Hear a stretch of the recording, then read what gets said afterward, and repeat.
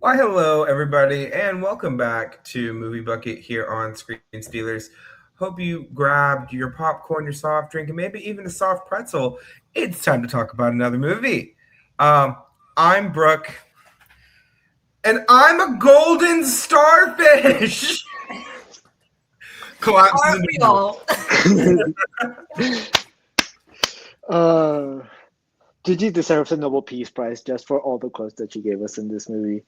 Um, Speaking of, maybe not Gigi, but her bestie. Hello, I am Eduardo, and prepare to get bashed, but not like in a violent way, like completely consensual bashing. I don't know if that was clear. Well, yes. Well, Absolutely. And hi, I'm River, and I lost my virginity in what I thought was a park, but it turned out to be a graveyard. And now the ghosts, spirits live inside my eggs, waiting to be reborn. But they won't, because I don't want to have kids, so it's fine. Real. That's so real. They will haunt me forever. My dead dad will haunt you all.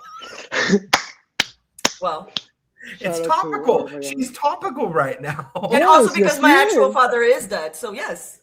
Oh yes, there you go. Well, Julie, On that note, on that note, welcome back, everybody. It is now time for May, which means it's time for Female Directors Month here on Movie Bucket. If you missed us talking about it last week, it started off because we thought that International Women's Day was in May, but it's actually in March. But then we realized Mother's Day is in May, which means it still works. So and it's not about being a mother, it's about Mothering. Mother. Mothering. Mothering. Exactly. Absolutely. And start us The off this month. energy of mother. We have a mother who made an incredible film in her directorial debut, Booksmart, in 2019, as directed by Olivia Wilde, most prominently known, I would say, as an actress. Been in a bunch of stuff. I couldn't go through her entire filmography. She's probably one of those people that has been in so many projects that her filmography has its own Wikipedia page. Like, if I had to guess. Yeah. Let me see. Probably. I'll pull up her Wikipedia. I think I saw on my first time seeing Olivia Wilde, I think was on the OC as Alex, the girl that worked at the bar. And then House, of course. I hate to admit this, but I think the first time I ever saw Olivia Wilde was in Tron Legacy. Taste. Or Okay, I just want to be 100% transparent. That is also the first time I remember seeing Olivia Wilde. oh my god. Yes. You know what? I that's the only forget one. that I'm older than y'all, and then these are the times that I remember. Okay, but like Tron Legacy came Not that out in much, like though. 2010. I don't think it was that like we're not that like. Yeah, it is like Well, I 5 was years. 7. And makes sense. I mean, I was probably 10 question mark. But I mean, also she's been in a bunch of other stuff. She like River mentioned, House is probably something she's wildly known for. She directed this. She did. I had a movie that just popped out of my head that I'm blanking on. She was in Her. She did Don't Worry, Darling. I was Yeah, gonna say she's the been in movie a with bunch. Harry Styles, yeah. And I'm excited for her new movie to come out. I know that she is acting in the movie, but I don't remember if she also directed. Question mark. The Invite. It's coming out this year. She did direct it. And she did also direct Don't Worry, Darling. So she's getting some good direction under her belt. And she's directed a few things now. Like we mentioned, The Invite is going to be her, I believe, her third feature-length film. But we're not just talking about Olivia Wilde today. She's just the impetus for this being the movie we're discussing. We also want to talk about the rest of this cast, including, but not limited to, Beanie Feldstein, who I adore. I love you with every fiber of my being, Beanie Feldstein. Icon. You're better than Liam Michelle, and don't let anyone ever tell you differently. There's a reason I brought her up. I'm not. No, that wasn't a I random know non exactly sequitur. why. That was not a I non know sequitur. There was a exactly reason. Kaitlyn Dever, Jessica Williams, Lisa Kudrow, Will Forte, Jason Sudeikis, Billie Lourd, Diana Silvers, Skylar DeSondo, Molly Gordon, Noah Galvin, who I also love, and I forgot he was in this movie. So I'm happy to see him. I don't know who the name of the actress that played Gigi, but like shout out to you. Billie Shout out Lourd. to you. Billie Lourd, Billie yes. Lourd. Her at length. But Yes. an incredible cast of young actors. Let's just put it that way. This is a really stacked cast with a couple nepo babies thrown in, but that's okay. I mean, yeah. Even the What I nepo wanted babies to were good. say, what I want to say is that I am gagged that this was Olivia Wilde's like debut as a director. Like the first, that's gaggy to me. Like I know she was talented as an actress and all of that, but it is a very different type of work. So for your first project to be this successful and like this good, it's incredible. Yes, it's truly like crazy because we've seen it several times, right? Where an actor decides to start directing a movie, and then the movie is like fine. It's not the best movie, but it's fine. Olivia Wilde really like took a hard turn and showed us, oh, you think I can only just act? I am just as good at directing movies. Do not worry about it. Like she's already shown us, like both of the movies that she's already directed and are out are really like well known and are like well beloved by a bunch of people. And I'm sure that The Invite is going to be just as good. So like she's already like going strong just from the very get-go. So I'm very, very like shocked that this is just the level at which she started at. She was like, hold my poodle and Oh, watch absolutely. me. Yeah. Love it. Yeah. I know this is Female Directors Month, but I do want to touch on it really quickly. It's really interesting seeing an actor transition into directing because you never really know how it's going to go. They they already have a little bit of experience in the industry, so that does mean that they're going to have that part taken care of. But I mean, there are plenty of people that can't act that the second they got in that director's chair, they found out exactly where they were supposed to be for the rest of their career. I am looking at you, Sofia Coppola. Okay, look, Frances put her in a movie or two. She was never great. She gets behind the chair and suddenly she's an auteur. I don't know what to tell you. I mean, good for her for having the opportunity to explore, you know what I mean? Like she found her for finding where she needed to be because she is a fantastic director. That wasn't meant to be shade. She's a really great director. But then sometimes we've seen other actors when they do transition to directing, it can kind of just feel ho-hum, whatever. And I think Olivia actually did a really good job here. Some of the way this movie is shot does at times feel a little like TV movie, but I think that's kind of the point because this doesn't need to feel like this big grand spectacle of a film because it's really not. It's a relatively supposed small, to feel relatable, self-contained story, and I think Olivia did a really good job at capturing the intimacy of this movie. And some of the choices that she makes with like just how things look are really great. So I think she did a stellar job. Like that pool scene. Oh my god. We'll get into it, but we'll get into it. So just quickly also because you were talking about actors that try to direct, and I just needed to shade this person here for right now. Or directors when they try to act and suck, like Tarantino. Just know your lane. Stay in your lane, you know what I mean? And every single time that Tarantino decides to give it a shot at acting, it's just like, oh, we did that. Okay, sure. So have you all? I think it's Muppet Wizard of Oz.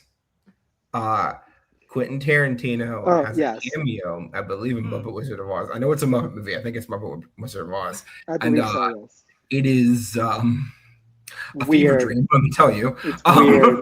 But every time he comes on my screen, I'm like, get off my screen. Please. To once again quote Abora, isn't it great how the worst people are the most talented? Because he's a damn good director. Yeah. I hate it. Yeah. I hate it. Abora, thank you for giving me that gem to throw in whenever I want to talk about people I don't like. Truly. But so we have a really great movie with a really great cast that do, like I've said, a really great job. To get into the broader strokes here, I just really enjoy how people talk to each other in this movie. I don't know if you all have seen Juno, but it really reminds me of like the snappier dialogue in Juno, how it just feels so like Juno feels like it came out in 2007 because it did, but it feels like that time period. This feels like it came out in 2019, but we're not far enough away from 2019 so that way it feels like a time capsule yet. I think in about 10 years, this movie is going to feel like the absolute time capsule of that time period, and I can't wait for that to happen. It's gonna be like Clueless, where it's gonna be like the as if is gonna be like dated. You know what I mean? Like it's gonna feel weird. And like Mean Girls is the same way, where they feel like those. We talked about it a while ago. We're like Heathers and Clueless and Mean Girls, and like I said, Easy A, Juno, Easy A. Like there are certain movies that just feel like they are perfect representations of a time period. Perks of Being a Wallflower, also something that brought me like this movie reminded me of that with like the how real it felt and relatable to like the teenage experience. Felt very real. Cannot tell you, by the way, quick side note, because you brought it up. Perks of Being a Wallflower will be covered on this podcast by the end of next year. I want that documented now, so we are held to it. Because I'll hold you to it. I'm assuming, have all three of us seen it? Eduardo, have you seen it? Yes. Okay, so we all need to cry on camera and talk about how much we love this movie. And similar to Perks of Being a Wallflower, this movie also has a great soundtrack. Hello. Mm-hmm. Oh yeah. Can we mention that a little bit? Because like when they started playing Anderson .Paak, I screamed. When Attitude started playing, I like almost fell off my chair. And she lands on her titties ever so gently. The only song on the soundtrack I was like, oh, that's here. When Boys came on by Lizzo, I like the song, right? Mm-hmm. I just think it was an odd choice to have a song about boys playing when our two main characters, one of them is a lesbian. Well, I think it was because it was the moment in which, like, they come into the party and Molly sees Nick and she's like, oh, that's the boy I have a crush on. I think like we were more focused on like Molly finding Nick than we were on Amy finding Riley. Ryan. Yeah, that was Molly's moment. Like it was that Molly. was her moment. I know. She took it. I'm not saying I don't understand the logic. I just think it was an odd choice. That's all. But beside the point, I like how this movie's kind of just one long fetch quest, and I'm here for that. Like, this is just we are trying to get to one place, and that is the only place we are trying to go the entire movie. And by the time you get there, it's already like an hour into the film, but it doesn't feel like any of your time's been wasted, which is a really nice balance that Olivia Wilde struck here. Kept the pacing really well. Yeah. I really did like the way that this movie, it's kind of like 4 acts in a way. Like it's divided in 4 parts in my head, which is everything before the first part, like everything in the school, like during that day, right? Before they decide to go to the party.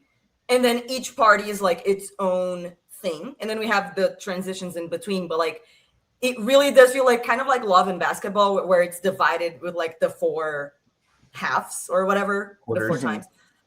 Quarters, thank you. It kind of felt like that as well to me, this movie. Because usually it's like 3 acts, but for me it kind of felt like split in 4. I would say even 5. Because after the last party, because the graduation, graduation and stuff like that. Yeah. So 5, yeah. Therefore, I would say it's more episodic than like chapters. Like it truly feels like if you could really like make this movie into a mini series with 5 episodes. Really elongate them in each of the parties and like create more chaos around it. But I do really like you said, that it's just one giant fetch quest, and it's just so stupid. And I love like the stupidity of each of the parties that we go into. Like the fucking murder mystery party, that was crazy. That was fucking That crazy. was Also, so good. also, quick shout out to the animation, random animation that we got in this movie. Mhm. When Like, they literally became hello, dolls, hello. love it. I mean, incredible, absolutely incredible. And also, I know It's this so is wrong, camp. but like, I Like, want to stay like this forever. I loved it. and then like um, doing the split and doing the putting the Um, two legs like I've never been able so to do funny. that. Put your heel in my hole. What? Put your heel in my hole. so I just want to go ahead and get out for myself. I don't think I have related to the main character of a movie more, maybe ever, because Mhm. I just relate to Molly on a very fundamental level.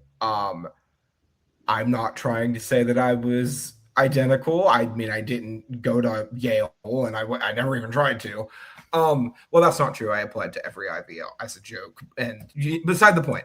But I I was that kind of person. I was ambitious and driven, and I did nothing else during Hmm. high school but study, because in my mind it made me better than everyone around me, and it was a very negative self-construct that I had to learn to outgrow after high school, of like, okay, you may be good at school, but what else do you have to offer the world, right? And then I didn't have that moment of realization until I was in college, where I was like, I brought myself back down to earth after a while.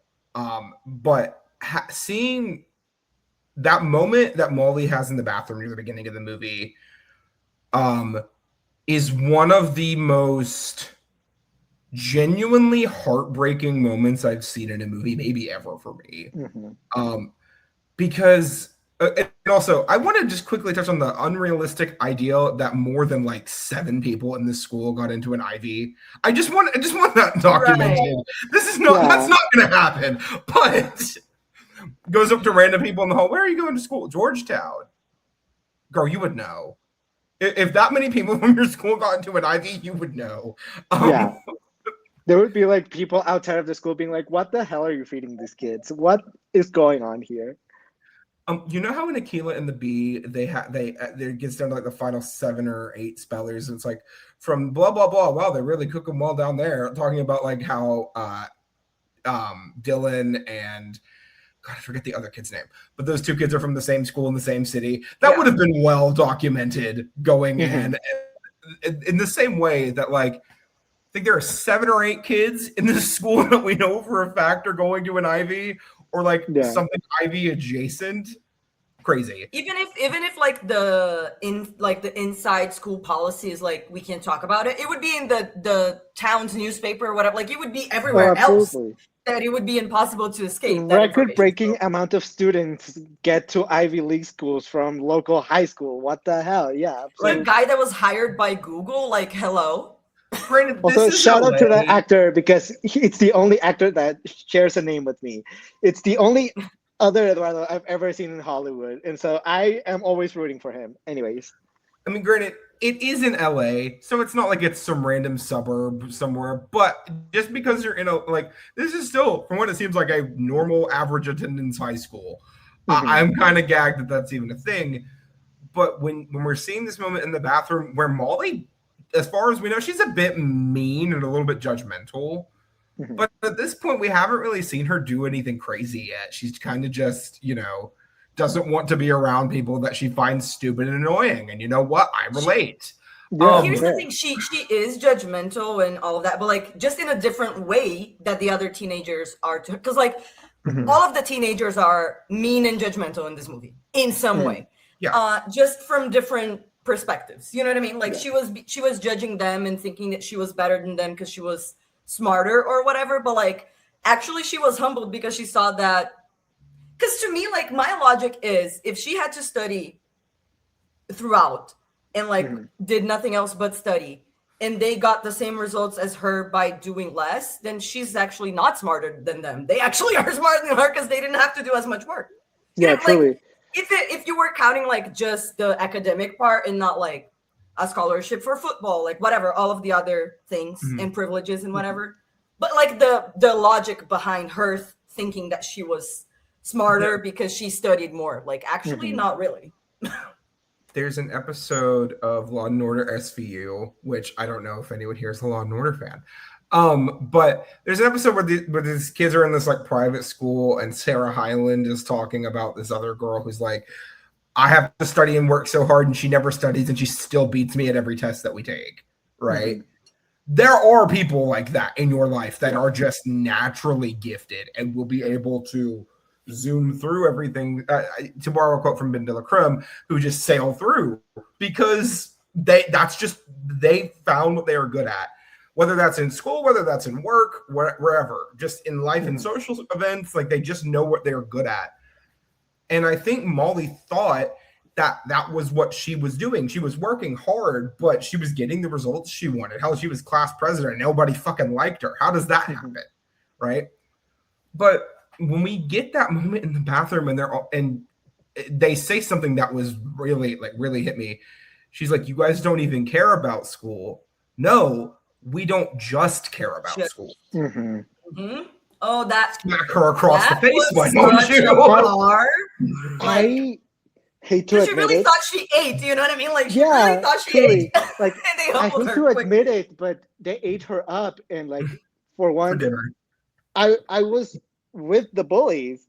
I was like, oh yeah, absolutely, you are right. She's being a huge bitch right now, and maybe it's because I was the kid that like wasn't doing particularly well in high school.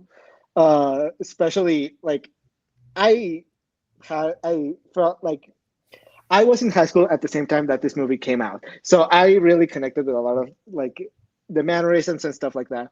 But like I had a lot of classmates I had a lot of fucking mollies in my class, in my school, and they were all incredibly annoying for someone that like just isn't that good at school. And someone that has people in my family that are mollies, it's like incredibly annoying because you try to talk to them like, hey, I'm struggling with X, Y, and Z. They're like, why? It's easy.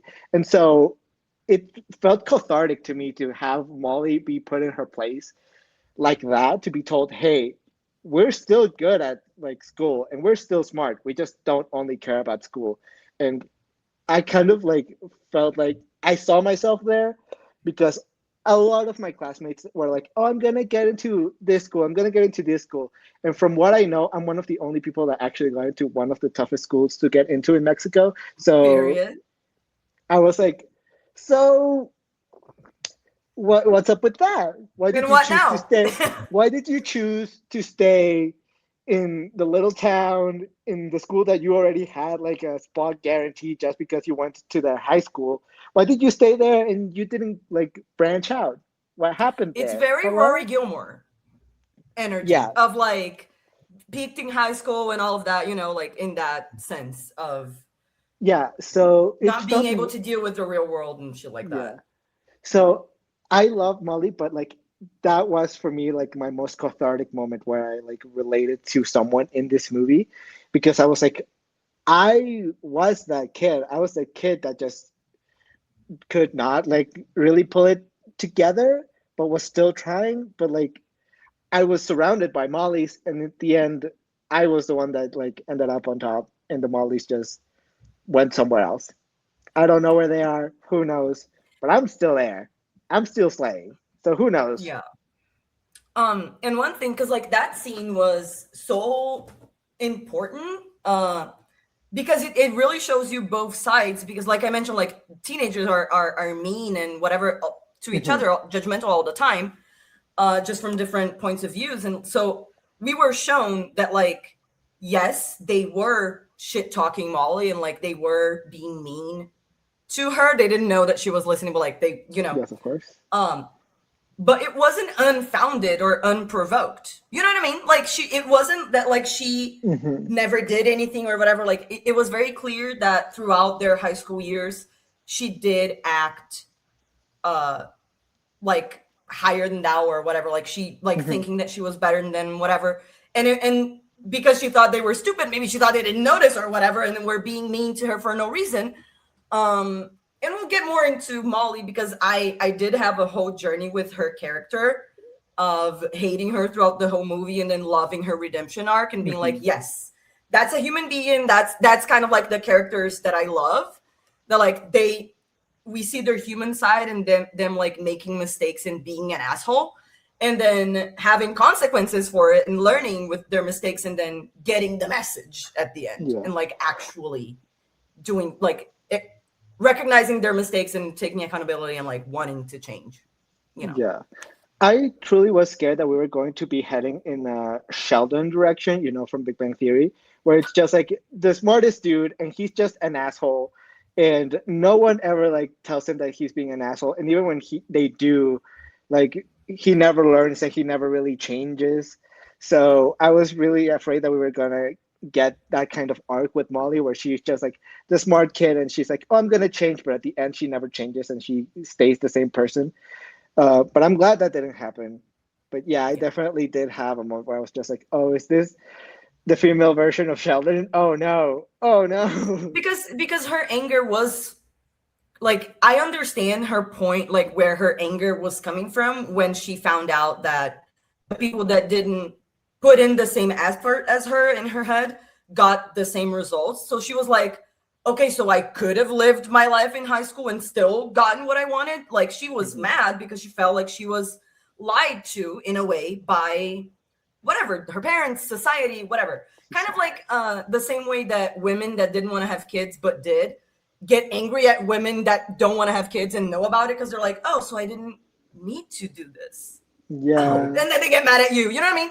It's very that same energy of you find out that what you believed wasn't true.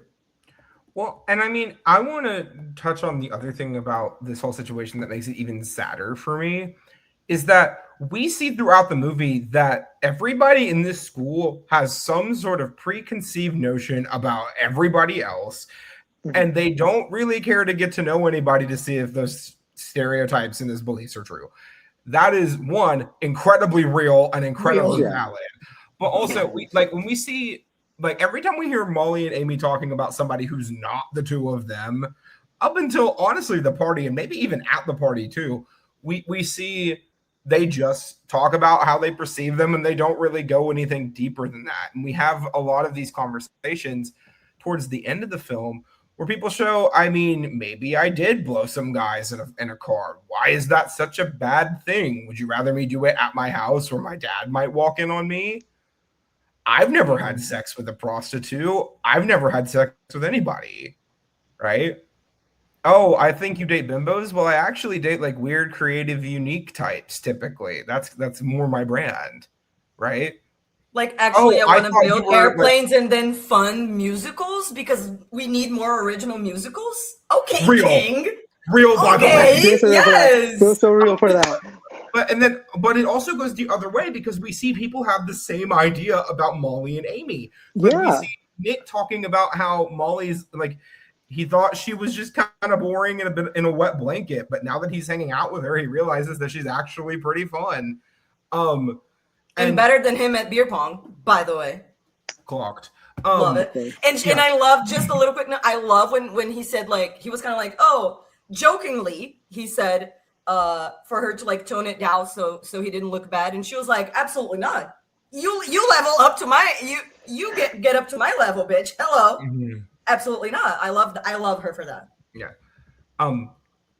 But it's really interesting seeing those dynamics because when we have a movie like this, a high school movie, or even a high school TV show, a lot of the time it'll be like, I'm going to bring up Veronica Mars real quick, right? Like you see Weevil, he's this like leader of this biker gang guy, and then you get to know him and he's actually just a super chill, super cool dude who just happens to drive a motorcycle, right? And this movie isn't really like that. it has these like things that we get to introduce with these people, and then we just actually see who they really are, and not just, oh, they're actually just really cool and like everybody else around them, because they're not. They just aren't nearly as bad as the stereotype around them portrays them as. And they're still all like just teenage like humans real with people. flaws, but not what people thought the flaws were. You know, like it's just more real than that. Because that's exactly like the way that you were talking about how they see each other. It's kind of like characters on on television, you know, of like you are judging from what you have access to, or kind of like how we do see like YouTubers or whatever. Like we can only judge from what we have access to, from the information that we get. And if we don't go after more information, that's what we're gonna think. You know what I mean? So it makes sense. And kind of one thing that we see with Amy's characters more specifically is not just teenagers, but specific to this movie, teenagers are just scared of interacting with each other a lot of the time, and scared of looking vulnerable around each other. Even like asking a clarifying question or whatever can seem like the scariest thing in the world. Or like talking to a girl that you have a crush on, and you're so nervous that you go, is so real. Like that I've been there. I real. have Also, been there. Her first crushes being Marie and Avril Lavigne. Taste. She's so real for that, though. I mean, She's Avril- She's so real. for And that. looking and like knowing the character throughout the movie after, it makes absolute sense. Absolutely.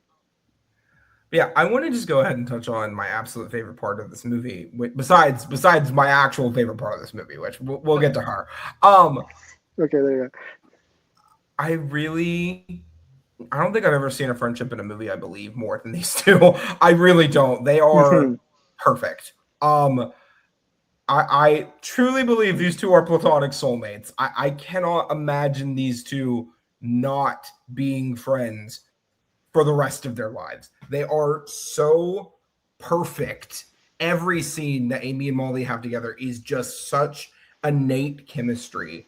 You like, even when they're arguing, I still feel like, oh, this is like normally when we have these like third act like argument into the reconciliation scenes, I always think they're stupid and cliche. No, I fully believe it here, and I think this is a conversation the two of them needed to have. Yeah. And when they maybe had not it, in front of everyone, but yes. I don't know. I feel like that kind of helped both of them a little bit, because they're already so far out of their comfort zones. Maybe they needed to have a public encounter to get all of this out, because everybody's already seeing it now. Why would we stop? But I love how they don't have to like apologize to each other and have this like deep moving conversation. It's just, oh, sorry, I meant to go talk to the other person I know that's in jail. But they did apologize though. But she was like, no, but actually, like, I'm sorry. And then they both apologized for what. Yeah, but it wasn't like in the stereotypical. But it wasn't a thing. There was no deep emotional music where they talk about how they were both wrong and they were both being selfish. No, it's just a conversation with a small apology, and the two of them move on with their lives and drive to graduation in this really cool muscle car. Like, that's just what happens. Yeah. And send a guy to jail, maybe. The car that is like Guy Fieri's wet dream. It's so funny. Like, this movie is there's so many underrated jokes, and like it's so quotable. Did Olivia Wilde write this movie as well? Because it's so smart. Who knows? Let me see. Crew writer. She is not a writer. It's Emily Halpern, Sarah Haskin, Susanna Fogel, and Katie Silberman. I'm gonna look up their credits. All women. Love it. Pure all women, and it shows. Mm-hmm. It checks out. Yeah, absolutely. And I was mentioning before we started watching, like, the sapphic representation in this movie. They clocked us. They clocked us perfectly. Like, they got us, gal. Yeah. Perfect. The bathroom I will scene. say that. Oh my god. Yeah. Oh my god. I will say the gay male representation, though, it's okay, but as a gay theater person, that party would not have been a murder mystery party. It would have been an orgy. You cannot tell me otherwise. It would have been a fucking orgy. Everyone would have been fucking each other. like everyone would have been like, oh, it's a murder mystery party, but everyone would have been going into the closet and making out with each other. Like Not the you cannot closet. tell me. Well, that's after you solve the murder mystery, and then like after that, everyone. No. Dear, During. that's how you solve the murder mystery. That's how you do it. That's how you get information. Absolutely. That's how you find the clues. I see. Yeah. You fuck the murderer and then ask them, are you the murderer? And they're like, oh, yeah, whatever. And then you solve the mystery and then you win. smoke a cigarette There together and you go find the, No, it's like a quiet rave party. Like they just have their little headphones on the entire time. Yeah, truly. But every single one of these writers, this is the most prolific thing they've written from what I could see. Except one of them was also a writer on Don't Worry Darling. So like they've worked with Olivia Wilde. There you go. Mm-hmm. But when we're talking about the writing in this movie, oh my god, the writing in this movie is just really great. The dialogue is so snappy, but not in that like forced snappy way. It's not like it's trying to be snappy. Yeah, and it's also not like the typical "hello, fellow kids." Like it's not. You can tell that these people like actually like thought about, okay, how do teenagers kind of speak? Like maybe it's a little more sarcastic, a little more like quick and like comedic than most normal teenagers, but it still felt accurate most of the time, and it didn't feel like these like older people just swinging about how like, oh yeah, sure, this is how teenagers speak, right? Like, yeah, sure, like what Miss Fine did, like at the end, like, oh yeah, that's what you kids say, right? Yeah, sure, whatever. I'm just gonna leave now. Anyways, like that's not what they did, and I really, really appreciated that. Yeah, Mm-hmm. it felt like I in that arena of the dialogue and everything. In the first maybe 15 minutes, I was like, maybe it's because I don't know if the beginning felt a little clunky, a little, like it wasn't a totally unnatural, but like. There were a few moments in the first 15 minutes that I was like, it was a little, but not too much that it took away from the movie for me. And after that, like after the first 15, 20 minutes, there was no one scene that I clocked anything like that after that. So it was very minor. And I think it was, in a way, it's kind of to show the awkwardness of being a teenager as well. So like that kind of makes sense to me. So doesn't take away from me that much. And also because I wasn't a teenager at that time. So maybe that's why. So I graduated high school in 2012, 13. I don't even remember. 2020. Oh my so God. That's why I feel so accurate. 2018, so I relate a lot to it God. too. But I really want to hammer home just how much these two carry this movie together. The on-screen chemistry is insane. And they both could very easily be incredibly annoying, right? Like you mentioned, they are at points, but it's okay. But they are. But it feels like the movie knows when they're being annoying. Yeah. Oh yeah, right? absolutely. It doesn't feel like it's not like they're being annoying when they're not supposed to be. It's not like we're trying to make them likable and they're not. Right? When they're being annoying, we know they're being annoying, and when they're rude, we know they're being rude. But I think the thing that makes it real is that they're just being honest and they're just being themselves. And I think that's what makes this movie feel so good. Just watching these two interact with each other. They're acting like typical teenagers that are like selfish and judgment and all of that sometimes, you know? Yeah. It just is what I remember from being a teenager, at least. Yeah. Like I said, I had classmates like this, like that were like mostly normal, like girls that were chill, but that they were like really gung-ho about school, and sometimes they were just incredibly annoying, and that was okay. And like they said in the bathroom scene, yeah, she's cool, she's cute, she's fine, but she just is annoying. But her personality, okay. Her personality is just annoying. And you know what? That's okay. You know, when the guy said I would put a bag over her personality. Girl. Gag. Is that a so butter face? Funny. She's a butter personality. There you go. That was crazy. Also, her correcting the grammar mistake on the bathroom wall. Like, I respected that though. I respected that. I thought real so as fuck. Real as fuck. Because exactly. I was like, Okay, but also when she refers to herself as a butter personality in front of Amy, and Amy just smacks her. That's How a real friend. How dare you talk about my best friend that way? Yes. Right? That's the ride or die you need in your life. That's what you need in your life. But they're just so good together. Like this movie would not work if Beanie Feldstein and Kaitlyn Dever were not just perfect together on screen. They are so good because their together. characters are great, like apart. Like in each individual character introduction and development and everything about their characters individually is great and works perfectly.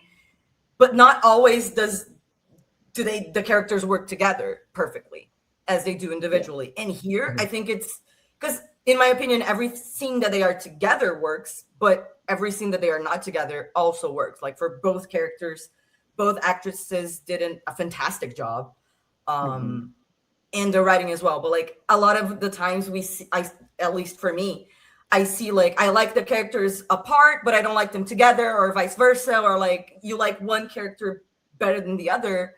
And I think here it's like, yeah, from time to time in the movie, depending on where we are in the story, you do like or root for one character more than the other. But I think that when you finish watching the movie, at least I enjoy both characters the same amount, and I'm rooting for like the characters in their fake future or whatever. Like you want to root for both of them when you get to the end. Yeah. Like individually and together as friends. Yeah, like everything about both of these characters is absolutely believable. And like I believe the reasonings behind everything that they do and their personalities, there's nothing out of like the ordinary or that like just like feels like it doesn't fit. Everything that they do together, the way that they talk to each other just feels accurate, just feels right. Yeah, I don't know. I guess like Beanie, I guess is just really good at playing like a senior with a female friend that's just a loser. She's just good at it because she did the exact same thing in Lady Bird. So I guess she's just good at playing that character.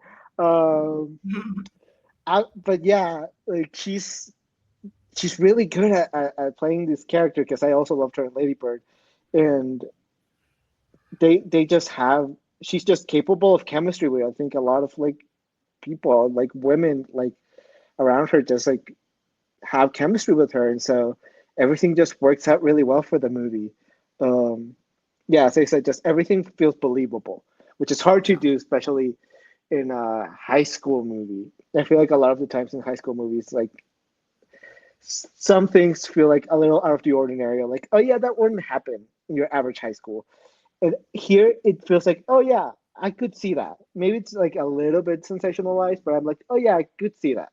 I can absolutely see this kind of stuff. I think happening. it's just amped up to the level that it needs to be amped up to be entertaining as a movie, but not too much that it feels like a caricature of high school and teenagers.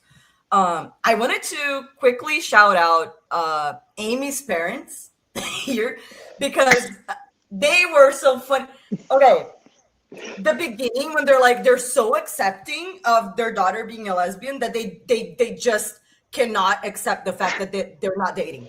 They're just like convinced that they're dating, and they don't like. It's so funny, and then when we see them again and they're putting their face on the panda that their daughter masturbates with, it's oh Lord, it's hilarious. Can we also just acknowledge that when we say Amy's parents, we're talking about two of the funniest people that have ever been on in a movie ever. Yeah. When Lisa Kudrow, because I don't remember the name of the man, and I didn't want to say Lisa Kudrow and that guy.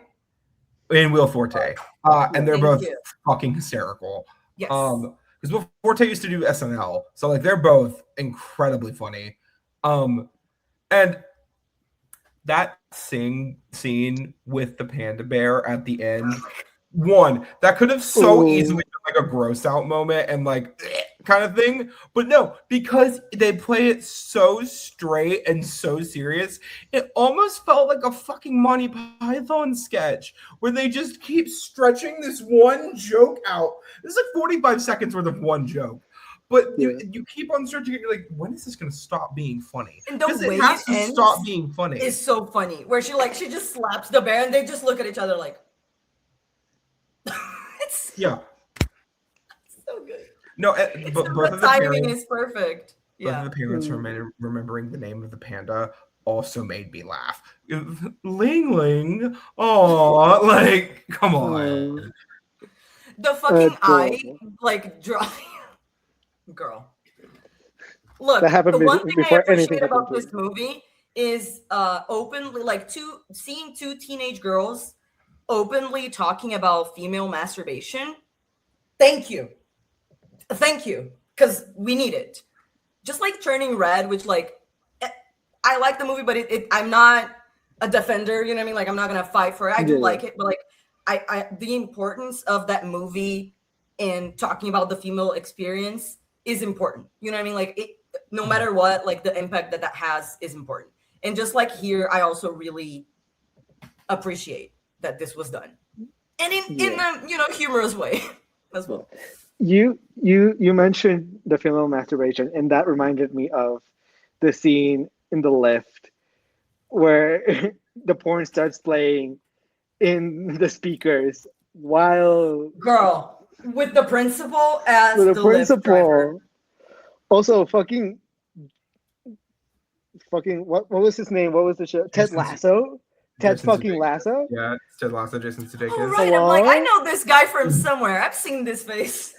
Yes. Hello. Anyways, that was crazy, and I love that. Like, when they turn off the porn, he just asks, "Was that Cardi B?" Speaking of, we did just get a confirmation that season 4 of Ted Lasso is coming out in August, and they dropped the trailer, and he's going to be coaching an all-girls team in this new season.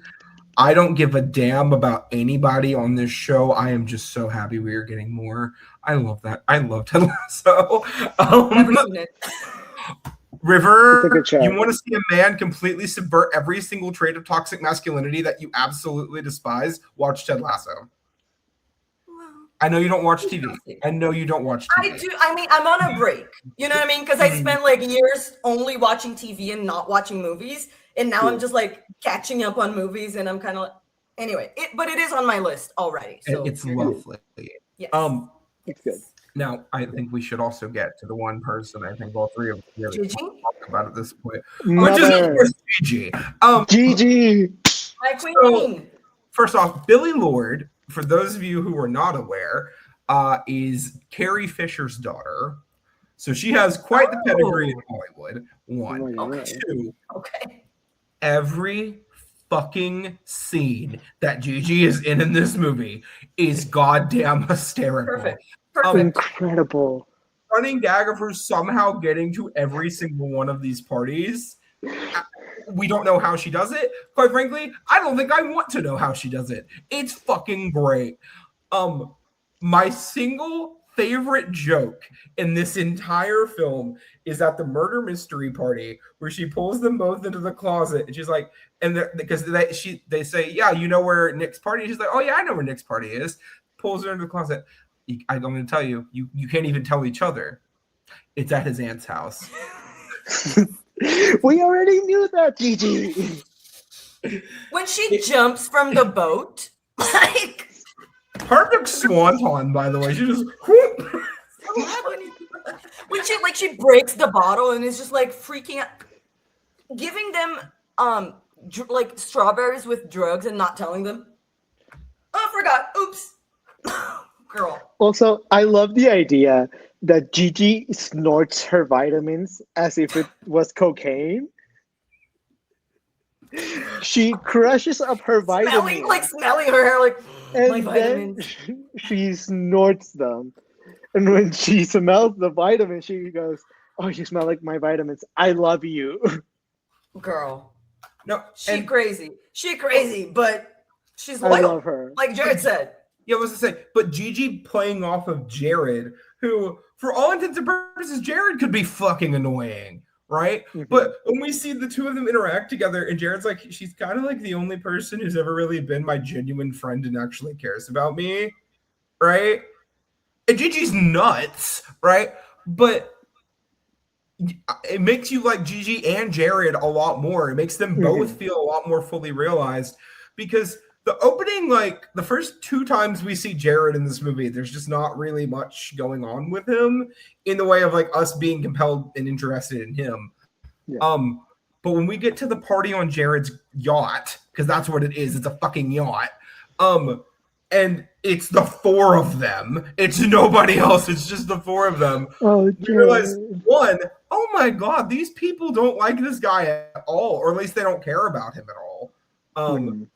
But 2, he's just so nice, and you want somebody to care about this guy. He's too much, and he knows he's too much. He's just weird, yeah. But him saying that that's the reason he liked Molly the entire time is because she cares about what she cares about a lot. And I'm like, sweetheart, sweet child, I love you so much. You deserve better. Not better than Molly, but like better from these other people, because these other people are treating you like shit. Yeah, like him turning out to be such a sweetheart I was not expecting that, and I love that the movie did that. Yeah, I also love that. Was it Gigi was the one that clocked Molly once and was like, the reason why you say you hate Nick is because you actually love him. Like you're projecting whatever. Like she clocked. She clocked. And then Molly goes, well, you gave us drugs earlier. And Gigi's like, yep, sure did. And what? And what are you going to do about it? Okay. And I wish you would have said, yeah, you needed it. Because they did. But Gigi's too cognitive. Gigi's not cognitive enough for that. Right. She didn't just be like, yeah, I gave you drugs. I mean, she fell asleep on top of the piano at graduation. Oh my God. That took me out. I love that, like one of the best parts of this film. I love that Gigi like can play the piano so well, even while drunk, but then immediately just falls asleep on top of it.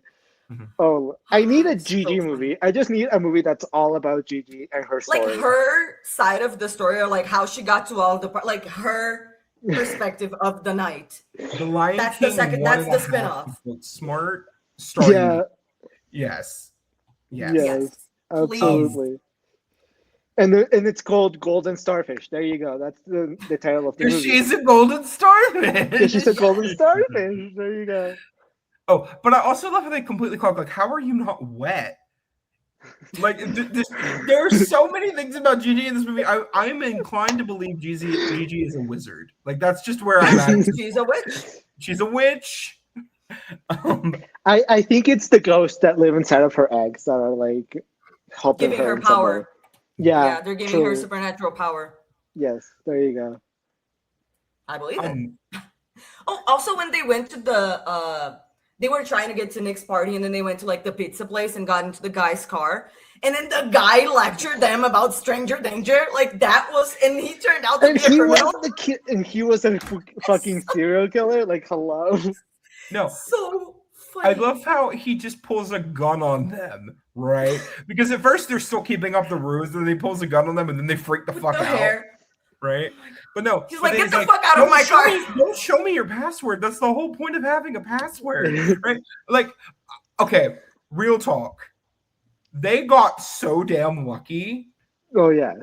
But this fucking serial killer is so damn funny. You know what it is? I think it's because he likes the thrill, and they were making it too easy. So he was like, it's not worth it.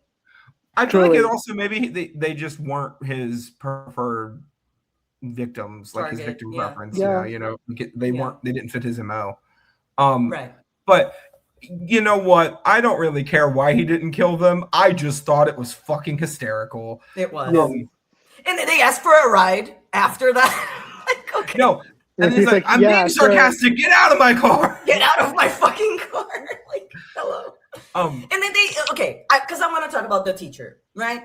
Because first of all, Miss Fine is fine, and maybe that's why they name her that, but she is.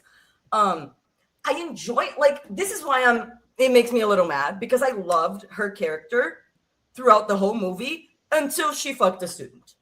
Like, and her character didn't need to do that. You know what I mean? Like, it could have ended with, or not ended, like, we could have had that scene where she drops the girls off at the party and she says, like, oh, wouldn't it be so funny if I went in with you, and laughs about it, because it would be wrong for her to do so. So that's the joke, right? And then she leaves. Mm-hmm. And then we just see her at graduation. You know what I mean? Like, I would have been fine with that, because I actually thought her character was really great and important, because she was outside of the girls' families, right? Which we don't see much of, but she was the one adult that was able to give them actual good advice and guidance throughout this movie, when she's giving them a ride and she's talking about how not doing things while being a teenager made her do a lot of stupid shit when she was in her 20s, and then getting arrested, I think she said. And she was talking about, she's a Gilmore Girls fan as well. And I'm like, girl, I love her. Juice. And not even just like one drama juice. All of the drama juices. That's like something that came out from corporate. Like, do you know how many drama juices there are in the US? A lot. There's a lot. Like, and also we started the movie with her giving her phone number to the girls on the last day of school, showing that she respects the teacher-student boundary while they were in high school. So, like, okay, now they're going to college. Like, she's young, a young teacher, right? And like, those are like her favorite students, whatever it seems. Mm-hmm. And then, like, okay, you're graduating high school, like, you're going to college. Okay, if you want to, like, you can have my number now. I love that. That's perfect.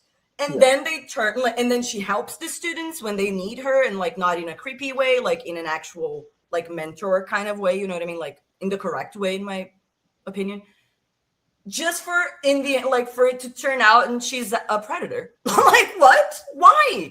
Why did we need to do that? Like, because the jokes that came with her being at the party and fucking that student were not funny. Like, it didn't add anything. It just destroyed a character that I was really enjoying. And I'm just like, we didn't need that. I still love the movie. Don't get me wrong. Like, this is literally the only thing about the movie that I didn't like. And it felt very unnecessary and forced. And just like, why? Because it's not, I don't think it's funny. I'm going to get a couple things out of the way here. This is not me trying to defend this in any way. One, it is established that he did get held back a couple years and he's 20. Well, so but there's that. Still a student.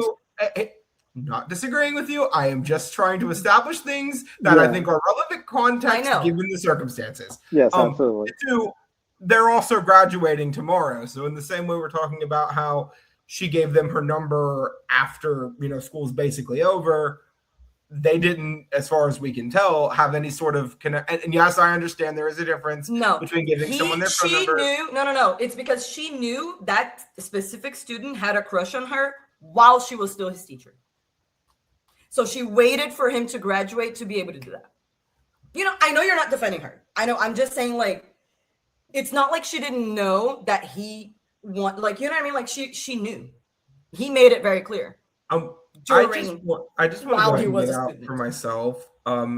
Eduardo, I hate to yuck your yum here. I don't care for Eduardo Franco as an actor. So it's kind of hard for me to, like, he's my least favorite part of Stranger Things. I'm sorry. I just don't care for him. And this is nothing against you as a person, Eduardo. I don't know you as a person. It just, in the two things I have seen you in, I didn't really care for you in either of them. I'm sorry. And also, maybe it's because everybody keeps on writing you to be a burnout and not letting you actually act. But, I would like to see you in a real, and something that's like giving you something to work with and not just typecasting you because you look like a stoner with that long ass hair. But I would like to see you actually in something, and you've been in other stuff. I would like to look and see what else you've been in. But just from the two things I've seen you in, didn't particularly care for him. I don't care. I'll be honest. If this was real life, I would very clearly care. These two are barely characters in this movie. Let's be real. They don't have any impact really on most of the plot. Miss Fine functions as a taxi for one scene. And I don't even remember the other guy's name. Did they name him? Does he have a name? Apparently, his name is Theo. Okay, and Theo is one of the people in the bathroom at the beginning of the movie. Other than that, they play like next to no part in this. We don't really see them interact with Molly and Amy hardly at all in this movie. And I will say, Miss Fine has more of a role in this film, and if she wasn't here, there would be things that needed to be edited and changed. But to be honest, this whole thing is maybe a minute and a half worth of screen time in this film max. I don't care. They are irrelevant to this. So that's why I'm saying that it was not necessary. And the fact that because it's not necessary to be in the movie, they chose to put it in. That's what I'm critiquing. That even though this was not needed, they chose to leave it in. But that's just me. That's just me. It took away a little bit because it's the only thing about the movie that I don't like. I love everything else. Literally everything else. So like it's still a great movie. You're gonna see my score is still gonna be fantastic. It just is something that it's just a critique that I have. I think about the choices that are made, and that choice was made for what reason, you know? Yeah, I will say I agree that this wasn't needed. We could have had a different joke with Miss Fine.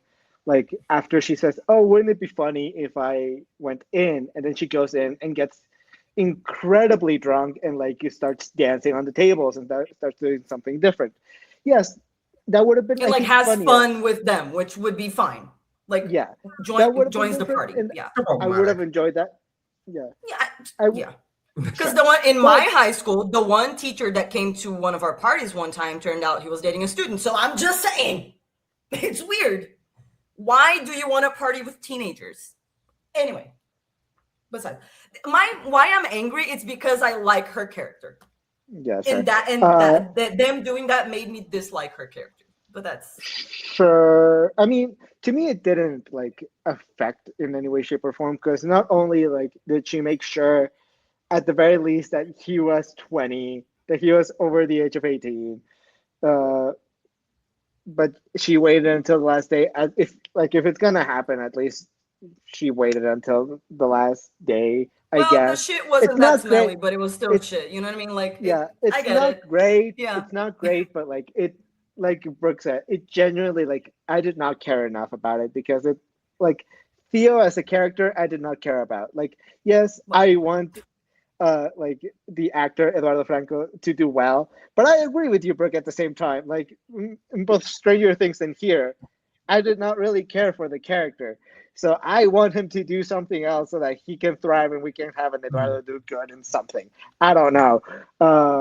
You do good at this, Diva. You're a successful Eduardo doing good at something. Yeah, sure, but I want him to do well in Hollywood. That's what I mean. Yeah. But yeah, like it genuinely did not affect my viewing experience in any way, shape, or form, and it didn't ruin the character of Miss Fine for me. Like it was still okay. Like fine. It was still fine. It was still fine. Like at the end, I still loved the character. Anyway, I love that she's like when she was when she picked them up and she said they were like apologizing or whatever for like calling so late or something, and she said, "You two saved me from rewatching Gilmore Girls. I've seen it like 50 times." And I'm like, oh, that's me. She is so me up to that point. She is so me. Yeah. But then, well, she lost me. But anyways, that's my only thing about this movie. Literally, it had to be something. We did say we didn't want to talk about it the entire film before we started recording, so let's move on. But yes. We've all made our points. Yeah. We've all made our points. We're treading water at this point. The other thing I want to mention is I really like just how integrated and real the school feels in terms of how these conversations feel. We have these like cross-click conversations that occur in this movie. Specifically, I really love the conversation that Molly and Annabelle have in Annabelle's car on the way back from the party. Because Annabelle, for all intents and purposes, kind of a bitch. Alti, I'm just saying, no shade, but she's kind of a bitch, and I respect a bitch. I'm also kind of a bitch. We vibe. Molly's no gem herself. They're both kind of mean. She's refusing to get in the car. Like, she's walking and she's like, I'm not gonna get in the car with this slut. Like, okay, girl. But to be fair, but then she changes her mind, right? I mean, well, let's be 100 here. Annabelle is one of the people that was in the bathroom. But she also talks shit about Annabelle. Like, you know what I mean? Like, they're not. Well, okay, neither one of them treat each other well. Let's be 100. Okay? Yes. But when it comes to Tanner, the soccer guy, and apparently his name was Theo, and I missed that. Theo, the Kudrow dude, they both have that moment when they get into the party where they're both like, yeah, we don't really know you super well, but I'm going to miss you. Like, they're drunk, clearly. But I think in her mind, that's enough for her. She doesn't have any interaction with Annabelle after that scene in the bathroom, so we don't get to see the two of them have that same level of reconciliation. If I'm her, I don't want to get in her fucking car. Fuck that. Fuck her. Why would I get in her fucking car? As a woman I would rather alone at night, I would not walk alone.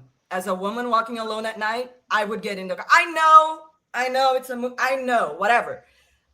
Of course, I would be like, I don't want to get in the car with this bitch, but I will for my safety. That would be me. You know what I mean? I understand where you're coming from, but also we have seen Molly be stubborn as shit this entire film. Yeah. Well, yeah. Like, I'm gagged she got in the car with how realistic the movie is. So, like, you know what I mean? And Molly, like, we see that Molly and Amy, they're like feminists and all of that and whatever. So, like, you know, also teenagers. I understand you'd be like, yeah. I would be like, I'm not getting in this car, but I understand. But also, I love the conversation that they had because Annabelle was made Molly realize why she was like when Annabelle said like I expected the guys to talk that way about me, but when I heard the girls talking about me that way as well, like that hurt me. And that's kind of as to Molly as a feminist, you're like, oh. Clock me for sure. She apologized immediately. I love how they do the cliche of Annabelle being like, when we go to Yale, can you like not call me AAA because I would like people to call me by my actual name? And she's like, I will, Annabelle. That felt wrong. That was call out the cliche. Thank you very much. I appreciated calling out the cliche. While simultaneously doing the cliche. So, you know what? I guess you get half a point back on your test for that one. You get a rebate point.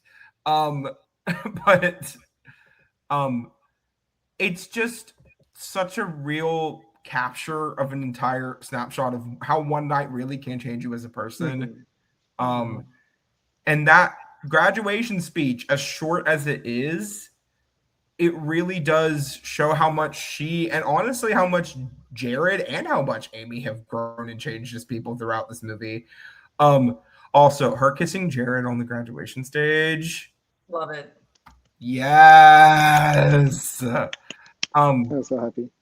But then Amy doing the diversion to get everybody out of the party after the cops are called and going to jail and like when she was getting caught by the cops and she said, shotgun, just kidding, I don't have one. Like, that's so funny. Well, it was that. And then also another really funny joke that she goes, she's like, you know, there are more prisons in the U.S. than colleges. And she just keeps talking. She's like, you know, it'll cost the taxpayers $70,000 to keep me in jail for a year. That's more than it costs for a year to go to Harvard. And I'm like, clock their teeth. Clock their teeth. Yes. She's smiling. But she's real for that. Yeah. Yeah. But like everybody, just kind of realizing how cool they are because they did decide to actually show people who they were as people and have these conversations with people. And I think it changed how a lot of people look at each other, even on the last day before they graduate high school, and they're probably never going to see a lot of these people ever again. Yeah. So the ending of this movie is just really satisfying. The actual ending of this movie is fucking hysterical. And real, very real. The jump scare was crazy. the scene at the airport where they're both trying not to break down because you can both tell like this is a very emotional day for them. And Amy leaves, and she even does the cliche little look back over her shoulder thing, and you're like, okay, no emotional hugs or anything. Okay, that's sad. And Molly starts driving, and suddenly Amy's just in front of the car, jumping in front of the car. You want to go get pancakes? Oh, I could my be the God. last on the plane. It was so good. It was such a good way to end it, I thought, as well. But one thing that I wanted to mention quickly is the scene. First of all, Hope smoking alone in the bathroom during the party. That's me. That is me. And then Amy goes in crying, like they're arguing, and then while they're arguing, Amy kisses her, and then they start making out, and like that is so real. Like that's what I'm saying about the Safford represent. I'm like, this movie was amazing with that. With Amy's character, like the journey that she goes in this movie is my favorite thing of this movie is Amy. Like I love, and Gigi, of course, but like Amy specifically, I really love the moment where she stood up for herself as well with Molly, and they were like fighting, and then when she was like, that was so funny to me when they were like starting to hook up and whatever. And then Hope was like, oh, we can stop if you want. And she was like, oh, no, we're not stopping. That was so good. Like, that was hot, I will say. But then she threw up on her. So I guess it didn't last too long. But hey. That was why the fact that Hope still wanted to be with her after that, real. crazy. I mean, good for her. But this is yet another reason why you don't hook up with people drunk. Oh, yes. Yeah, like add another one. Absolutely. Add another one to the list. And then not finding the correct place as well. That was funny. Been there, done that. That was funny. And also very real. But yeah. But one of my favorite things was their fight, because I've had fights like that before. It felt so real, and they were like like I said, Molly pissed me off throughout most of the movie, but I appreciate her character and I like her redemption at the end, and I like the realness of her character, so I like the character at the end. But during that fight, I was so on Amy's side, because like, what do you mean you are mad that I'm like, no, and then you resort to calling me to like dragging me down, because then Molly said like, oh, you think because you're going to Africa you're like tougher than everyone, and like actually Molly, you're projecting, because you were the one that thought you were better than other people because you're smart. So like, let's sit down a little bit. And then I love that she was humbled, by the way, because the reason Amy wanted to leave was because she saw Nick, the guy that Molly liked, and Ryan, the girl that Amy liked, kissing each other, and didn't tell Molly so he wouldn't hurt her feelings. But Molly didn't spare Amy's feelings at all. She didn't care. So, you know, that's what I'm saying. Like, I like her redemption at the end, because she acknowledges her mistakes and she tries to correct that, you know. But Amy, girl, I was with you. Justice for Amy. I'm just kidding. I mean, Molly does go to like pick her up in jail the next day, so like, you know, she's redeemed. It's fine. But in the moment, I was like, oh my God, Amy. Oh my God. Like I would be so screaming at her. Because Molly was the one that was like, fuck you, what girl. Anyway. And then she was humbled because she saw it. And then she was like, oh, I guess Nick. And then here's why. And then we can move on. Like I said, she was redeemed. But in this moment, you see the danger of being friends with someone that likes men. Because of a man, they will let you down. That's just real. That's just reality.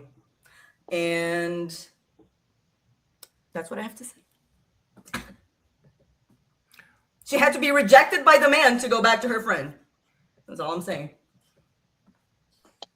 Not that she wouldn't realize her mistake if that hadn't happened, but I think my point.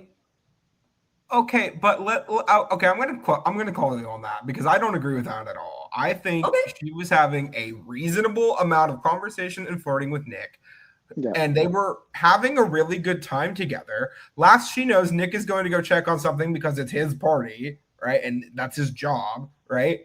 She doesn't know that Nick and Ryan were making out because because Amy doesn't tell her that. Oh, Amy saw it, but I mean, how is Molly supposed to magically know this? As far as she knows, that her and this guy that she's having a really good time with, that she likes, they're vibing together in a really real way. And Amy's upset for whatever reason. She's not telling her why she's upset. She's just saying we need to go. She tries to make me leave when I tell her no, that I'm having a good time, even though the whole word for a reason. Okay, but that wasn't why do a safe word if it doesn't count? But it wasn't a safe word for them. It was quite literally the "I'm calling you on this. We are doing this thing." There's a difference between that and a safe word, which this wasn't a safe word. Because when we see it get used earlier in the movie, it's no, we're going to go do this, and I'm using my one. You have to listen to me for the year thing. That's what it is for the two of them. So she doesn't know the entire situation because Amy's not telling her the entire situation. Now, granted, could Molly have been a little bit more perceptive and understanding of what Amy is clearly struggling with? Yeah, absolutely. But I don't blame Molly for wanting to stick around at a party where she's clearly having a good time and talking to somebody who she likes that seems to be liking her back and seems to be feeling her vibe as well. I don't think it had anything to do with Molly. I quite think it just had to do with them not communicating because they weren't communicating in this one moment. My point is that Molly was asking Amy to do something for her that she wouldn't do for Amy. Because every time that Amy wanted to go home, they had to do what Molly wanted to do. And Amy went along with it because they're friends and she wanted her friend to be happy. And I understand Molly's point of view, and I understand being a teenager and having a crush on someone, and I get it. Mm-hmm. But in that moment, her crush on a guy that was looking at her for the first time in her life was more important than her best friend of years. That's what they came back, they resolved it in the end. I'm not you know what I mean? I'm just talking about that specific moment. And I'm saying it from experience and from having friendships like that, where your friend will choose something related to a man over you. That's all I'm saying. And you don't have to agree. That's just my point of view. And I will die on that hill. Well, on that note, does anybody have anything else they would like to add before we get to scores? I don't think so. Well, awesome. We talked about Gigi passed out on the piano. Yeah, that's yep. Yeah. Yeah. All right. Well, Eduardo, it was your selection, so you can go first. Yes, I really took a swing here because I had heard about this movie and I didn't know whether I was going to love it or I was going to hate it. I knew it was going to be one or the other, and thankfully enough, I did end up loving it. I thought everything about it is absolutely great, even if we talked about some small issues, but none of it took away from the actual movie for me. So for me, it's almost a perfect movie. So therefore, it deserves a 5. There you go. There we go. As a friendly reminder, we rate movies based on our personal enjoyment, not necessarily the quality of a picture. Or a mix of both, it's whatever we're feeling like on the day. Whatever we're feeling like on the day. River, you're next. So even with all of I've made my points of the critiques that I have of this movie, but even so, I think the movie is fantastic. I think it's so smart. I had a great time watching it. And yeah, I think with its flaws, it's still a fantastic movie. So I gave it a 4.5. Yes. Yay. Well, I'm quite put out by that score, but it is what it is. I almost So 90% is not enough? Okay. correct. So on this particular day, because I I'll also change it to a 4 then, just to piss you off. I gave it a 5 out of 5. I think this movie is just really great. I love the interactions. I love the dialogue. I love the plot. The only issue I have with this movie is slight inappropriate, not even slight, it's an inappropriate relationship. But quite frankly, it's barely in the movie. Everything else. That's in why, this like, movie is even fucking that, like, hysterical. it took half a star. You know what I I don't mean? even think it takes It's half. not- It doesn't even take like a quarter of a star for me because it is so irrelevant to the actual Yeah, film that totally. we are watching. You could cut out every single scene involving that, and the movie would not change. They probably should have, but honestly, it's not enough for it to drag it down for me. It doesn't. I'm not actively going like, can we get away from this and go back to the plot when I'm watching it? So it doesn't matter to me long term. I think 5 stars is accurate to how I feel. I like this movie a lot, and I'm happy that we covered it on the show. So I'm thank you for happy. that. I'm happy that we watched it because we didn't mention it before, but it was. I think was it a first watch for everyone or just me and Eduardo? Have you? It was a rewatch for me. First Okay. watch.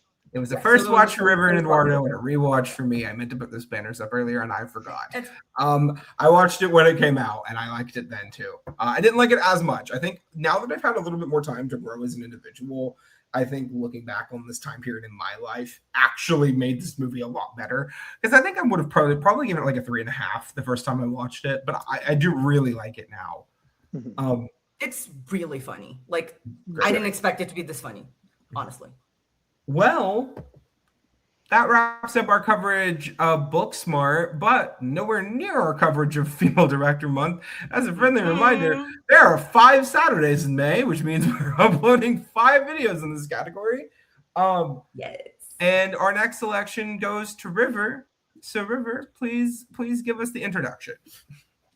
So, I decided this year that I wanted to show you both and everyone watching as many Brazilian films as I possibly can with the categories that we have. So for my selection for female directors, I decided to go with a female-centric story in film as well. So this is a movie from 2015. The English title is The Second Mother, but the original title is Que Horas Ela Volta, or translated to English would be What Time Does She Come Back? And it's a story about simplifying, it's about a maid having to divide herself between the family she works for and the kids that she takes care of for work and her own family and her own kids.